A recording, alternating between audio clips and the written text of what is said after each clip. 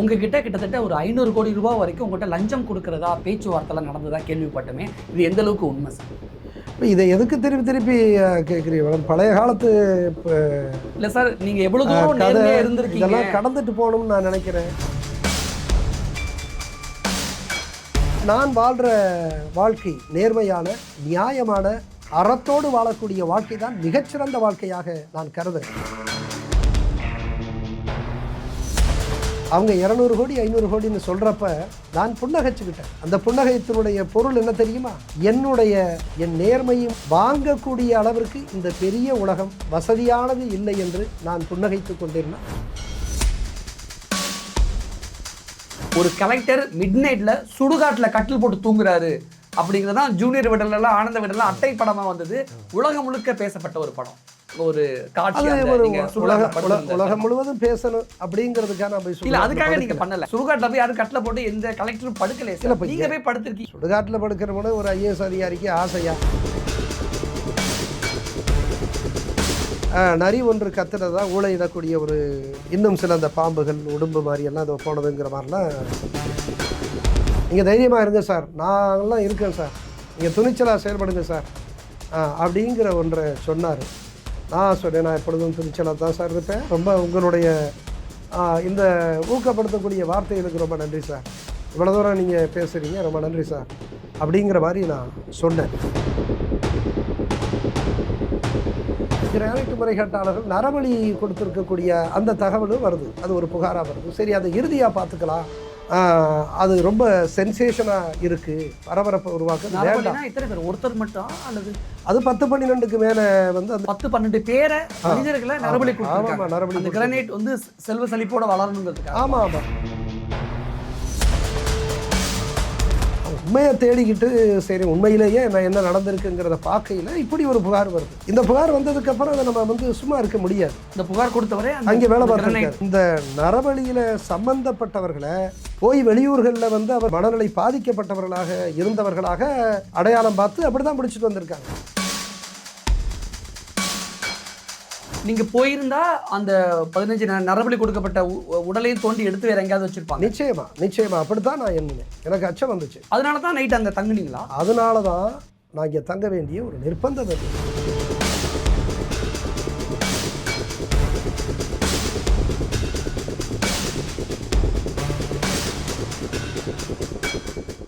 தேசிய அரசியலிருந்து அப்படியே தமிழ்நாட்டு அரசியலுக்கு வரலாம். முன்னாள் முதலமைச்சர்களாக இருந்த கலைஞர், எம்ஜிஆர், ஜெயலலிதா, இவர்களை தாண்டி விஜயகாந்த், இந்த 4 அரசியல்வாதிகளோடு உங்களுக்கு ஏதாவது தொடர்பு படுத்தி சில விஷயங்களை நினைவு கூற முடியுமா?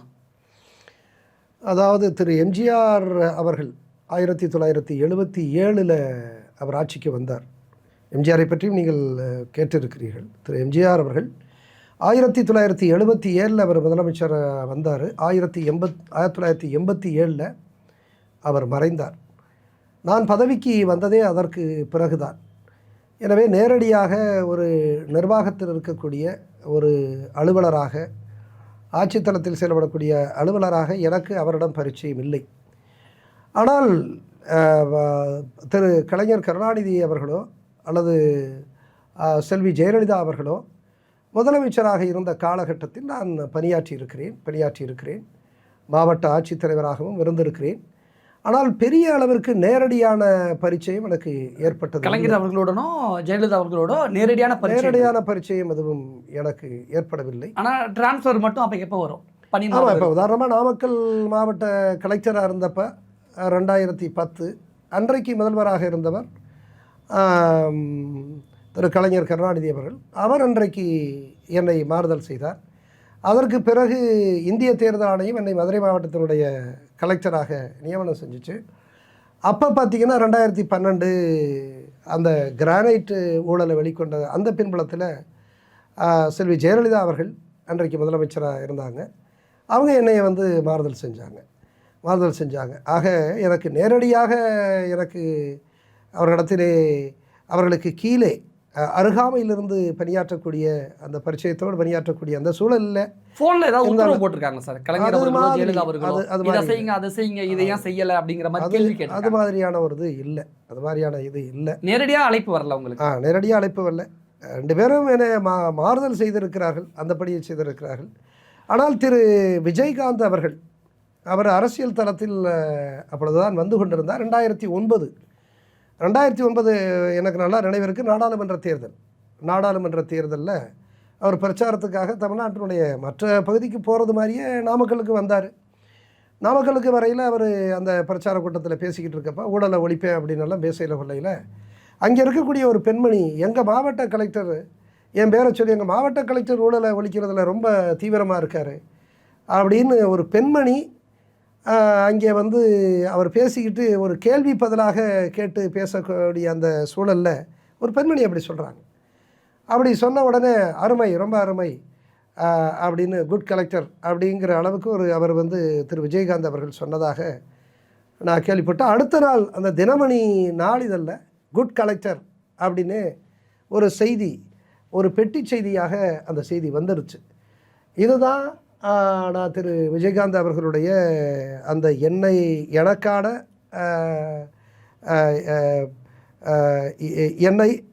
என் பெயரை அவர் அறிந்து கொள்ளக்கூடிய ஒரு சூழலோ அப்படித்தான். ஆனால் அதற்கு பிறகு நான் 2015 என்று கருதுகிறேன். ஒரு முறை எனக்கு அப்பொழுது நான் இதில் இருக்கேன், நான் வந்து உயர்நீதிமன்றம் என்னை லீகல் கமிஷனராக நான் இந்த கிரானைட் முறைகேடுகளை விசாரிக்கிறதுக்காக அன்றைக்கி உத்தரவு போட்டு மதுரையில் நான் அந்த பணியை செஞ்சிகிட்ருக்கேன், அந்த விசாரணையில் பணியை செஞ்சிகிட்ருக்கேன்.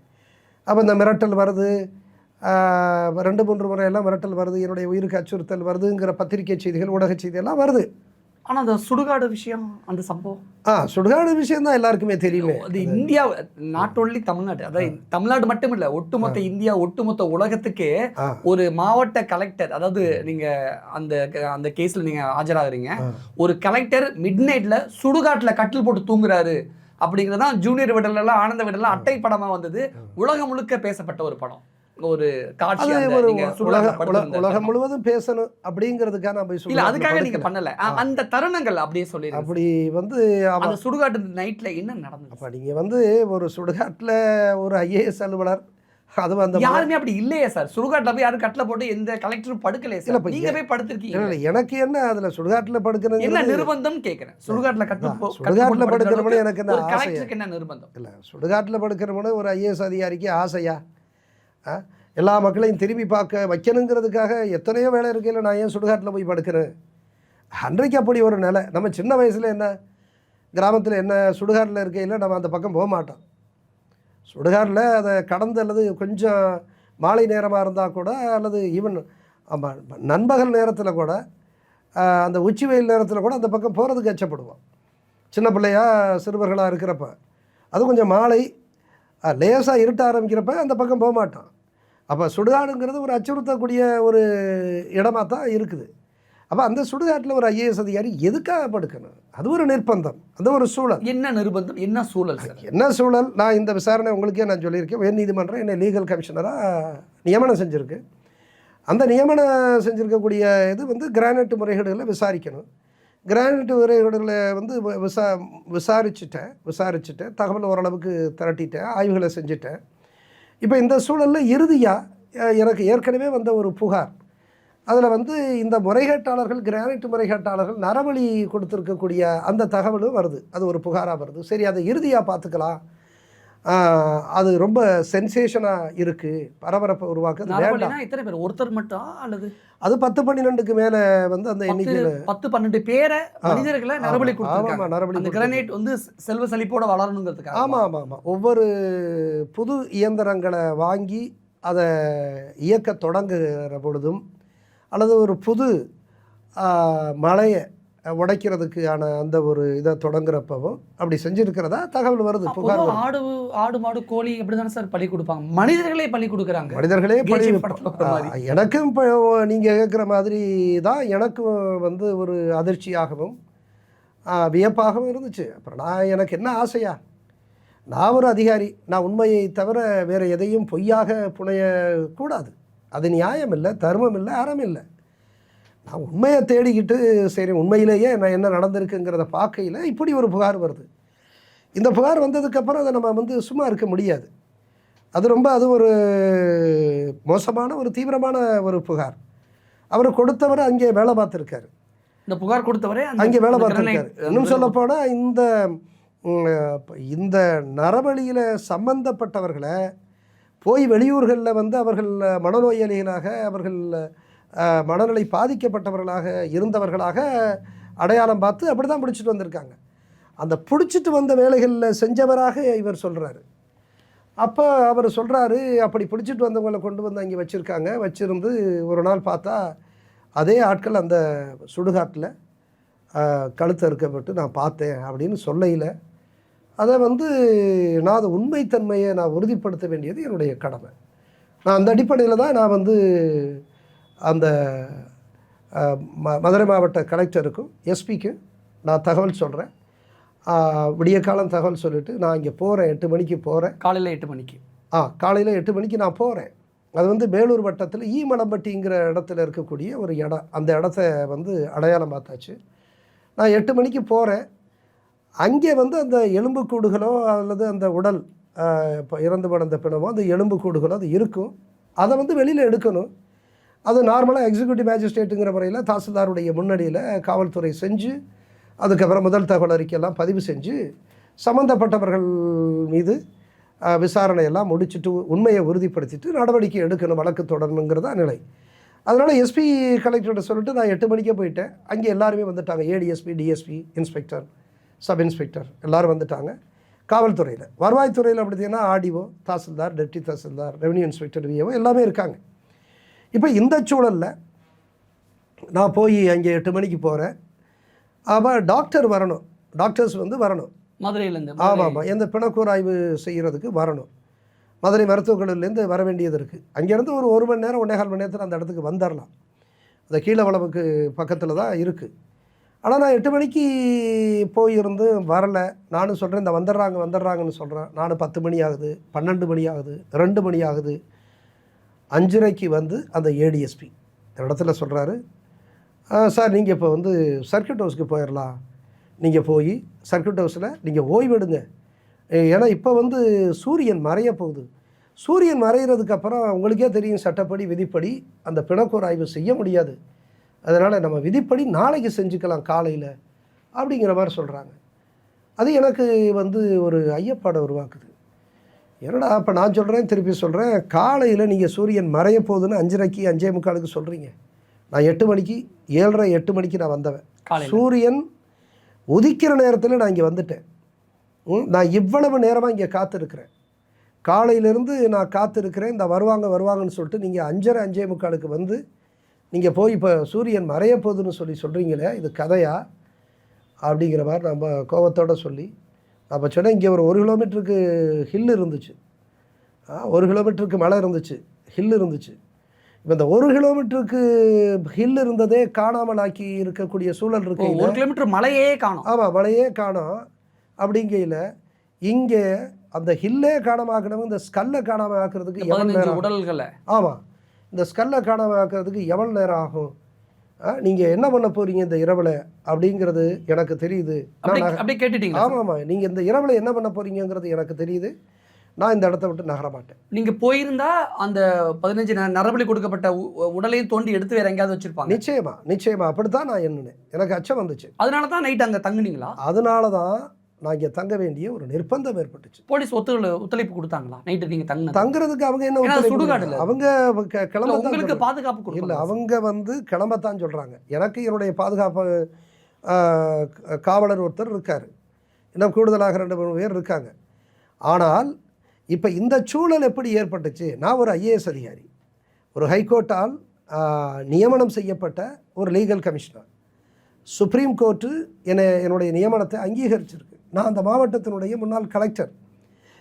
இவ்வளவும் இருக்கையில் இப்படிப்பட்ட ஒரு சூழலில் நான் ஏன் போய் ஒரு சுடுகாட்டில் படுக்கணும்? சில IAS அலுவலர்லாம் இது விளம்பரத்துக்காக செய்கிறாரு அப்படிங்கிற மாதிரி சொல்கிறேன். இந்த விளம்பரம் தேவையா? இல்லை ஒரு அபாயகரமான விளம்பரம் தேவையா? எத்தனையோ உலகத்தில் எவ்வளோ பேர் விளம்பரம் செஞ்சு பித்தலாட்டக்காரர்கள்லாம் பெரிய புனிதர்களாக காட்டிக்கொள்ளக்கூடிய ஒரு சூழலில் நான் ஏன் இந்த விளம்பரத்தில் கையில் எடுக்கணும்? அன்றைக்கு ஏற்பட்ட ஒரு நிர்பந்தம் தான். அப்போ நான் வந்து அந்த இரவு முழுவதும் நான் இங்கே தங்க வேண்டிய ஒரு சூழல் ஏற்பட்டுச்சு. அது ரொம்ப ஒன்று அந்த இடத்துல அது தங்குறதுக்கான ஒரு இடமா இல்லை, உகந்த இடமா இல்லைங்கிறது ஒன்று. இன்னொன்று, அன்றைக்கு இருந்த அரசு, அன்றைக்கு அதிமுக அரசு இருந்தது, அன்றைக்கு இருந்த அதிமுக அரசு இதை விரும்பி இருக்காது. இது அவர்களுக்கு விடுக்கப்பட்ட ஒரு சவாலாக இருக்கும்.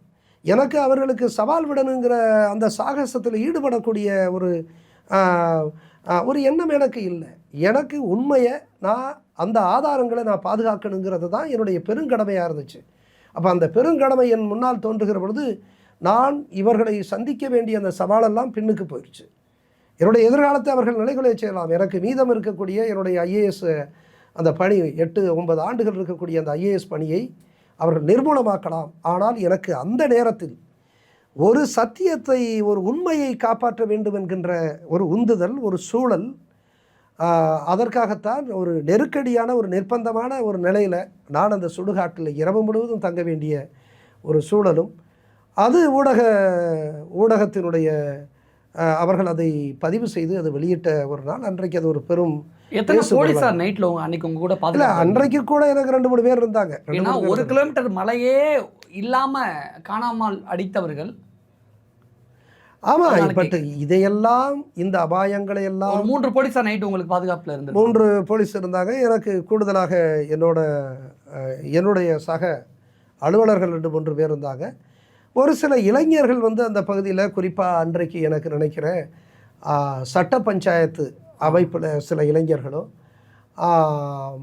அதை போல் சில தமிழ் தேசிய அமைப்புகளிலிருந்து சில இளைஞர்கள், தமிழ் தேசிய பேரியக்கம், ஆமாம் பேரியக்கம், ஆம் ஆத்மி கட்சியினுடைய சில இளைஞர்கள், ஒரு சில பேர் வந்து போயிட்டு இருந்தாங்க. ஆனால் உங்களுக்கு பயமா இல்லையா சார்? ஏன்னா 1 கிலோமீட்டர் மலையே காணோம் படத்தில். பயப்படுறது அப்படின்னு சொன்னால் இந்த வேலையை நீங்கள் ஒத்துருக்க கூடாது. ஏன்னா நைட்டு சுடுகாடுங்கிறப்ப ஒரு பக்கம் 1 கிலோமீட்டர் மலை இருந்த இடம் இப்போ இல்லை. அவ்வளோ பெரியவங்களுக்கு இந்த இருக்கிற அந்த 10-15 பேர் ஒரு பெரிய விஷயமே இல்லை. இதை தாண்டி அங்கே பாம்பு, இயற்கை சார்ந்த அபாயங்கள்லாம் இருக்குல்ல சார்? இல்லை, அந்த பாம்பெல்லாம் அடித்தாங்க. பாம்பு இருந்தது, பாம்பு வந்துச்சா? பாம்பெல்லாம் கூட இங்கே பக்கத்தில் அடித்தாங்க. அந்த நட்டுவாக்காளியெல்லாம் சொல்கிற அந்த மாதிரியான இதெல்லாம் அங்கே அடித்தாங்க. நீங்கள் கட்டில் போட்டு தூங்கின பக்கத்தில் ஏன்னா அது அதை ஒட்டி ஒரு குன்று, அங்கேருந்து ஒரு 10 மீட்டர்லேயே ஒட்டி ஒரு குன்று. அது இன்னும் கொஞ்சம் பக்கத்தில் ஒரு காட்டாறு பகுதி, பழைய காட்டாறு ஒன்று இருந்துச்சு. அது முட்புதர்கள்லாம் நிரம்பி இருக்கக்கூடிய, செடி கொடிகள்லாம் நிரம்பி இருக்கக்கூடிய ஒரு இடம் தான். பயமா இல்லையா சார்? இதில் பயம் அப்படின்னா அந்த வேலையை நம்ம ஏற்றிருக்கக்கூடாது. உயர்நீதிமன்றம் என்னை நியமனம் செஞ்சப்பவே அந்த வேலையை நான் ஒத்துருக்கக்கூடியது. இது அபாயகரமான இல்லை. எந்த கலெக்டரும் இவ்வளோ தூரம் உயிரை கொடுத்து ரிஸ்க் எடுத்தது இல்லையே. இல்லை, அது இப்போ இவ்வளோ பெரிய ஒரு அநியாயம் நடந்திருக்கு. இந்த அநியாயத்தினுடைய பின்னால் இருக்கக்கூடிய மனிதர்கள் எவ்வளோ பெரிய ஆட்களாக இருந்தாலும், அவர் எவ்வளோ பெரிய அபாயத்தை உருவாக்கக்கூடிய ஆட்களாக இருந்தாலும் அவர்களை சட்டத்தின் முன் நிறுத்தணும் அப்படிங்கிற அந்த உந்துதல், அந்த கடமை, அந்த பொறுப்பு எனக்கு இருக்கிறது. ஒரு ஐஏஎஸ் அலுவலராக நான் ஒரு சமூகத்திற்கு, ஒரு நாட்டிற்கு பெரும் கடமை ஆற்ற வேண்டும். இது ஐஏஎஸ் என்பது சாதாரண பணி அல்ல. அது உயர்ந்த பொறுப்புகள், உயர்ந்த கடமைகளை ஆற்ற வேண்டிய ஒரு கௌரவமான ஒரு பொறுப்பு. எனவே அந்த உந்துதல் எனக்கு அதிகமாக இருந்த அந்த சூழலில் நான் இந்த அபாயம், பயத்தை பற்றியெல்லாம் நான் யோசிக்கிறதுக்கு எதுவுமே இல்லை. இப்போ நைட்டு எவ்வளோ நேரம் இருந்தீங்க? அந்த மதுரையிலேருந்து அந்த டாக்டர் எத்தனை மணிக்கு இல்லை, இரவு முழுவதும் நான் இங்கே இருந்தேன். இரவு முழுவதும் இருந்து, இன்னும் சொல்ல போனால் நான் இங்கே இப்போ விடிய காலம் வரைக்கும் இருந்து அங்கே அந்த பிளாஸ்டிக் கயிறு, அந்த கட்டில் தான் கொண்டு வந்து அந்த ஒரு இளைஞர், அந்த கிராமத்து இளைஞர் கொண்டு வந்து போட்டார். அந்த சேவர் கொடியோன் என்கின்ற அந்த இளைஞர் தான் இதை பற்றியெல்லாம் சொன்னார். சேவர் கொடியோன் என்ற அந்த இளைஞர், அவர் தான் ஓட்டுநராக இந்த கிரானைட்டு நிறுவனங்களில் வேலை பார்த்தவர். அவர் தான் இதை இந்த தகவலை ரொம்ப உறுதியாக சொல்லி, இந்த ஆதாரம் இங்கே தான் இருக்குன்னு கையை காமிச்சார். அவர் தான் அந்த கட்டிலையும் கொண்டு வந்திருந்தார், ஒரு கயிற்றுக்கட்டில். அதில் தான் படுத்து விடிய காலம் வரைக்கும் அங்கே தான் இருந்தேன். நான் பகல் வர்ற வரைக்கும், நான் இன்னும் சொல்ல போனால் காலையில் பல்லு விளக்குறது கூட அங்கே இருக்கக்கூடிய அந்த வேப்பங்குச்சியை, நம்ம கிராமத்துலேருந்து வந்த மனிதர்கள், நான் ஒரு விவசாயினுடைய பிள்ளை. ஸோ கிராமத்துலேருந்து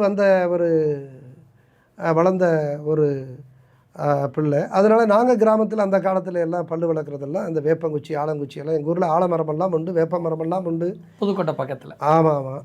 அப்படியாக அந்த பழைய நினைவுகளோடு நான் அங்கே அந்த வேப்பங்குச்சியோட நான் பல் விளக்குற அந்த இதெல்லாமே இருக்குது. அப்படி தான் இருக்குது. கலெக்டர் வேப்பங்குச்சியில் பல்லு விளக்குறாங்க. இல்லை அது சுடுகாட்டில் படுக்கக்கூடிய சூழல் ஏற்படையில் அது அதனுடைய ஒரு பகுதியாகுது. இன்னும் சொல்ல போனால் கூட அந்த இரவுல எல்லாம் பார்த்தீங்கன்னா தூரத்தில் இருந்து அந்த தெருக்கூத்து, பழைய நாடகங்கள், அந்த தெருக்கூத்து, நான் கிராமத்தில் இருக்கையில எல்லாம் பார்த்தீங்கன்னா எங்கள் ஊரில் இந்த பிடாரியம்மன் கோயிலுக்கு முன்னால் தெருக்கூத்து நடக்கும். விமர்சையாக ஊர் மக்கள் ஆயிரக்கணக்கானவர்கள் வந்துடுவாங்க. அங்கே தெருக்கூத்து பார்த்தீங்கன்னா வள்ளி திருமணம், ஹரிச்சந்திர மயானகண்டா, கட்டபொம்மன், சத்யவான் சாவித்திரி, பவளக்கொடி, இப்படியெல்லாம் வந்து நாடகங்கள் நடக்கு. நான் சிறுவனாக போய் ரொம்ப ஆசையோடு போய் பார்க்கக்கூடிய அந்த சூழல்லாம் கடந்து தான் வர்றோம். அன்னைக்கு நடந்ததா தெருக்கூத்து? அது மாதிரி தெருக்கூத்து தூரத்தில் இருக்கக்கூடிய ஒரு கிராமத்தில் இந்த சுடுகாட்டு அமைதியில் அது அப்படியே கேட்குது. எனக்கு அப்படியே என்னுடைய கிராமத்து அந்த நினைவுகளை அது கொண்டு வந்ததுனால ஒரு வகையில் அந்த சுடுகாட்டில் அந்த நேரத்தில் எனக்கு அந்த சிறு வயது சிறுபிராயத்து நினைவை அது எனக்கு கொண்டு வந்தது ஒரு மகிழ்ச்சியாக இருந்துச்சு. அப்படியே தான் நானும் ஒரு கிராமத்தான் அப்படிங்கிறதுனால நான் கேட்குறேன். ஊருக்கு ஒதுக்குப்புறமா மதுரையிலேருந்து ஒரு 1.25 மணி நேரம் தாண்டி வரணுங்கிறப்ப சுடுகாடு மலை குன்றுகள்லாம் இருக்குங்கிறப்ப கண்டிப்பாக நரி இந்த மாதிரியான விஷயங்கள்லாம் வந்திருக்கும்ல விலங்கு. எனக்கு ஆமாம், எனக்கு இப்போ நீங்கள் கேட்டதுக்காக சொல்லலை அல்லது இதை மிகைப்படுத்துறதுங்கிறது சொல்கிறது இல்லை. இல்லை நான் பார்த்துருக்கேன் எங்கள் ஊர் அவுட்டில் எனக்கு நரி கத்துனது மாதிரியே எனக்கு ஒரு அங்கே ஒரு நினைவு வருது. தூரத்தில் ஒரு நரி கத்துனதா, கொஞ்சம் தூரத்தில் நரி ஒன்று கத்துனதா ஊழையிடக்கூடிய ஒரு இது மாதிரி எனக்கு கேட்டதா இன்றைக்கு இப்போ நினைவு வருது நீங்கள் சொன்னது மாதிரி. அதே போல் ஏதோ ஒரு இப்போ இன்னும் சில அந்த பாம்புகள் உடும்பு மாதிரியெல்லாம் ஏதோ போனதுங்கிற மாதிரிலாம் சொன்னாங்க. பட் அது ஒரு பெரிய ஒரு எனக்கு ஒரு பெரிய ஒரு அச்சத்தை உருவாக்குற மாதிரி இல்லை. இந்த கூட ஒரு 15 இளைஞர்கள் இருக்காங்க அப்படிங்கிற தைரியமா சார்? 15 இளைஞர்கள் வந்து போயிட்டு தான் இருந்தாங்க. ஒரு 6 விடிய இல்லை அதாவது விடிய இல்லை, ஒரு டைம் வந்துட்டு போயிடுவாங்க, இது பண்ணிருந்தாங்க. பட் ஒரு 3-4-5 பேர் இருந்தாங்க அந்த இடத்துல. ஒரு 4-5 பேர் இருந்தாங்க. இடையில அவங்க வந்துட்டு போயிடுவாங்க, ஃபுல்லாக இருக்க மாட்டாங்க. அப்போ டாக்டர் எப்போ வந்தார்? எப்போ? அவர் அடுத்த நாள் காலையில் தான் வர்றாரு. அது வரைக்கும் நான் இருந்தேன். கேட்டிங்களா சார் ஏன் நீங்கள் நேற்று வரலன்னு கேட்டிங்களா? இல்லை அவங்க எங்களுக்கு இப்போ தான் உத்தரவு வருது அப்படிங்கிற மாதிரி சொல்கிறாங்க. அவங்களுக்கு அப்படித்தான் மேலேருந்து வரக்கூடிய உத்தரவு. நம்ம அதை எப்படி டாக்டர் தன்னுடைய கடமையை செஞ்சாரா? வந்து அதுக்கப்புறம் அதை வந்து தோண்டுனாங்க. உடல்களை முதல்ல தோண்டணும், தோண்டி அதை எடுக்கணும். எடுத்ததுக்கப்புறம் அவங்களுடைய மருத்துவர்களுடைய அவங்க முன்னிலையில் வந்து அதை அடையாளம் கண்டு அதெல்லாம் அந்த எண்ணெல்லாம் போட்டு பதிவு செய்கிறாங்க. அது வரைக்கும் தான் நான் வந்து அதில் வந்து ஈடுபட முடியும். அதற்கப்புறம் எனக்கு அதிகாரம் இல்லை. அப்புறம் என்னாச்சு அதில் அதுக்கப்புறம் அவங்க தான், அது காவல்துறை தான் அது ஆதாரங்களை எல்லாம் உறுதிப்படுத்தி அவங்களுடைய அறிக்கை அந்த மெடிக்கல் தோண்டி எடுத்து டாக்டரோட பரிசோதனை செய்கிற வரைக்கும் உங்களுடைய. ஆமாம். அதுக்கப்புறம் அது காவல்துறை தான் அது வழக்கெல்லாம் வந்து பதிவு செய்து எஃப்ஐஆர் போட்டு யார் குற்றவாளிகள்ங்கிறது விசாரணையில் கண்டறிஞ்சு ஆதாரங்களை திரட்டி அதுக்கப்புறம் அவங்க தான் செய்யணும். அது என்னுடைய இது எல்லையை தாண்டிய ஒன்று. குறைந்தபட்சம் நான் ஆதாரங்களை அவங்கள்ட்ட ஒப்படைக்க வேண்டியது என்னுடைய பொறுப்புங்கிறத நான் செஞ்சேன். நீங்கள் சுடுகாட்டில் படுத்திருக்கீங்க, கட்டில் போட்டு படுத்திருக்கீங்கன்னா உலகம் முழுக்க தீயா பரவுது இந்த செய்தி. அந்த இடத்துக்கு விஜயகாந்த் நேரில் வந்து ஆதரவு கொடுத்தாரா அல்லது இந்த இடத்துல எப்படி சார்? இல்லை அவர் நேரில் வரலை. யாரும் அங்கே வந்து நேரில் எந்த அரசியல் தலைவர்களும் வரல. அப்போ அன்னைக்கு சொன்னது மாதிரி சில பொது உடைமை இயக்கங்களை சேர்ந்த தோழர்கள் அவங்க வந்து இந்த கிரானைட் முறைகேட்டுகளுக்கு எதிராக யாராவது குறைந்தபட்சம் எந்த இயக்கமாவது இந்த கிரானைட் முறைகேட்டுக்கு எதிராக போராடி இருக்கு, பங்களிப்பு செஞ்சுருக்கு அப்படிங்கிற மாதிரி சொன்னால் பொது உடைமை கட்சிகளை சொல்லலாம். அதில் சில தோழர்களை எல்லாம் நம்ம வந்து சொல்ல வேண்டியது இருக்குது. சில தோழர்கள்லாம் வந்து பங்களிப்பு செஞ்சாங்க. ஆனால் விஜயகாந்த் சுடுகாட்டுக்கு வரல. இந்த பின்புலத்தில் அவர் ஒரு முறை என்கிட்ட வந்து நான் வாகனத்தில் போயிட்டுருக்கையில் எனக்கு ஒரு அலைபேசியில் ஒரு இது வருது, அழைப்பு மணி வருது. எடுத்த உடனே சார் நான் வந்து விஜயகாந்த் சார் வீட்டிலேருந்து பேசுகிறோம் அப்படிங்கிற மாதிரி சொல்லிட்டு அவர் அந்த அம்மா பேசுனாங்கன்னு நினைக்கிறேன். அவங்க பிரேமலதா, ஆமாம், திருமதி பிரேமலதா விஜயகாந்த் பேசுனான்னு நினைக்கிறேன். சார் நீங்கள் சார் உங்களோட பேசணுங்கிறாரு சொல்லி அவன்கிட்ட கொடுத்துறாங்க. சார் நீங்கள் தைரியமாக இருங்க சார். விஜயகாந்த் சார்? ஆமாம் சார் தைரியமாக இருங்க சார், நாங்கள்லாம் இருக்கிறோம். ஆனால் அந்த இதில் நம்ம தொலைக்காட்சியில் நான் அவருடைய நேரடியாக நான் பார்த்து பேசின அந்த வாய்ப்பு எனக்கு கிடைக்கல. நம்ம தொலைக்காட்சியில் அவர் பார்க்கையில் கொள்ளையில் அவர் பேசக்கூடிய அந்த பாடி மாதிரியே நீங்கள் தைரியமாக இருங்க சார், நாங்கள்லாம் இருக்கேன் சார், நீங்கள் துணிச்சலாக செயல்படுங்க சார் அப்படிங்கிற ஒன்றை சொன்னார். நான் சொன்னேன், நான் எப்பொழுதும் துணிச்சலாக தான் சார் இருப்பேன், ரொம்ப உங்களுடைய இந்த ஊக்கப்படுத்தக்கூடிய வார்த்தைகளுக்கு ரொம்ப நன்றி சார், இவ்வளோ தூரம் நீங்கள் பேசுகிறீங்க, ரொம்ப நன்றி சார் அப்படிங்கிற மாதிரி நான் சொன்னேன். சொன்னேன். அவர் இந்த வார்த்தையை சொன்னார், அதை பதிவு செய்கிறது. ஆனா அந்த நேரத்துல தமிழ்நாட்டுல எத்தனையோ அரசியல் தலைவர்கள் இருக்காங்க. ஆனா யாருக்கும் தோணல பாருங்க, நேர்மையா இருக்கிற ஒரு IAS ஆபீசர் கூட துணை நிக்கணும், ஆதரவு தெரிவிக்கணும், பக்கபலமா இருக்கணும்னு யாருக்கும் தோணல. ஆனா கேப்டன் விஜயகாந்துக்கு மட்டும் தோணி இருக்கு பாருங்க. அவர் பேசினாரு. அதுக்கப்புறம் நம்ம பொது உடைமை இயக்கத்தினுடைய மாபெரும் அடையாளமாக இருக்கக்கூடிய எளிமை, நேர்மை, தியாகம், இவற்றினுடைய மொத்த அடையாளமாக இருக்கக்கூடிய ஐயா நல்லக்கண்ணு, தோழர் நல்லக்கண்ணு அவர்கள் என்னை 2-3 முறை பேசியிருக்கார். ஐயா நீங்கள் செய்கிறது ரொம்ப ரொம்ப மகிழ்ச்சியாக இருக்குது ஐயா, சிறப்பாக உங்கள் கடமையை செய்கிறீங்க, நாங்கள் உங்களோட இருக்கிறோம் அப்படிங்கிற மாதிரி அவர் சொன்னார். அந்த வகையில் நான் அதையும் உங்களுக்கு சுட்டி காட்டணும். ஏன்னா தமிழ்நாட்டினுடைய இயற்கை வளங்கள் அப்படிங்கிறது அது ஒரு பொது சொத்து, தமிழர்களுடைய சொத்து. ஆனால் தமிழருடைய சொத்து இப்படி சூறையாடப்படக்கூடிய இந்த சூழலில் இதையெல்லாம் காக்க வேண்டிய மகத்தான பொறுப்பு ஒரு ஜனநாயகத்தில் கட்சிகளுக்கு, ஆளுங்கட்சிக்கும் உண்டு, எதிர்கட்சிக்கும் உண்டு. ஆனால் இவர்கள்தான் இப்போ அந்த காலகட்டத்தில் என்னோட பேசினாங்க. சில கட்சிகள் அறிக்கை விட்டாங்க, இன்னும் சில பேர் என்னுடைய பாதுகாப்புக்காக உரிய ஏற்பாடு செய்ய வேண்டும் எல்லாம் சில கட்சிகள் அறிக்கை விட்டனர். சார், இந்த மதுரை கேஸில் அந்த நைட்டெல்லாம் சுடுகாட்டில் கட்டில் போட்டு படுத்து தூங்குனீங்களா சார்? அந்த உடல்களை தோண்டி எடுக்காமல் ஆய்வு பண்ணாமல் நான் போக மாட்டேன்னு சொல்லும் பொழுது உங்ககிட்ட கிட்டத்தட்ட ஒரு 500 கோடி ரூபாய் வரைக்கும் உங்கள்கிட்ட லஞ்சம் கொடுக்குறதா பேச்சுவார்த்தைலாம் நடந்ததா கேள்விப்பட்டமே, இது எந்த அளவுக்கு உண்மை சார்? இப்போ இதை எதுக்கு திருப்பி கேட்குறீங்க? பழைய காலத்து இப்போ இல்லை சார், நீங்கள் எவ்வளோ தூரம் நேர்மையாக இருந்திருக்கீங்க, இதெல்லாம் கடந்துட்டு போகணும்னு நான் நினைக்கிறேன். இதெல்லாம் எனக்கு நடந்ததெல்லாம் எத்தனையோ நிகழ்வுகளை பார்த்துருக்கேன். பாதகமான, பலி தரக்கூடிய மோசமான நிகழ்வுகளை எல்லாம் சந்தித்து வந்திருக்கிறேன். அதை ஏன் திருப்பி நம்ம அதை பேசி என்ன போகுது? 500 கோடி கூட மயங்காமல் இப்போ ஒரு நேர்மையாக இருக்குன்னா உதாரணமாக சொல்லணும் இல்லை சார் இளைஞர்கள் மத்தியில்? இல்லை, இப்போ நீங்கள் அதாவது இளைஞர்களுக்கு சொல்லணும் அப்படிங்கிற மாதிரி ஒரு சூழல் இருக்குன்னா அதில் உண்மையிலேயே நீங்கள் தீவிரமாக இருந்து கேட்குறீங்கன்னா சொல்கிறேன். இந்த விசாரணை நடந்துக்கிட்டு இருக்கக்கூடிய ஒரு காலகட்டத்தில் அச்சுறுத்தல் வருது, ஒத்துழையாமை இல்லை, அரசு அலுவலர்கள் ஒரு பக்கம், சுடுகாட்டில் படுக்க வேண்டிய ஒரு நிலைமை, என்னோட வேலை பார்த்தவங்க ஒரு சில பேர் சின்ன விபத்துக்களை சந்திக்கிறாங்க, இதெல்லாம் இருக்குது. இப்போ இதனுடைய ஒரு அம்சமாக எனக்கு இந்த 200 கோடி ரூபாய் நீங்கள் லஞ்சமாக தர்றோம், இந்த விசாரணையினுடைய வீச்சை குறைச்சிருங்க, பேசுங்க, நம்ம எவ்வளோ வேணாலும் இது பண்ணிக்கலாம், 500 கோடிங்கிற அளவுக்கு கூட நாங்கள் தர்றோம், எங்களுடைய பாதிப்பு இல்லாமல் பார்த்துக்கங்கிற மாதிரி சொல்லி வந்துச்சு. அதை நான் என்ன சொல்கிறது, இதை திருப்பி பேசி என்ன இதாக போகுது? அது எப்படி சார் ஹேண்டில் பண்ணுங்க? 500 கோடி ரூபா லஞ்சம் தரேன் அப்படி சொல்லி ஆசை காட்டுறேன். எனக்கு இப்போ பண தேவை எல்லாருக்கும் இருக்குது. நானும் ஒரு அரசு ஊழியர், மாத சம்பளத்தில் தான் நான் வாழ்கிறேன். மாத சம்பளத்தில் வாழக்கூடிய ஒரு பெரிய உயர்வு, செல்வத்தில், பொருளாதாரத்தில் பெரிய உயர்வு வராது. மாத சம்பளத்தில் குடும்பம் நடத்துவதற்கு தேவையான அளவுக்கு தான் வரும். போதும் அந்த அப்படிங்கிற ஒரு நிலையில் தான் நான் என் வாழ்க்கையை நடத்துகிறேன்.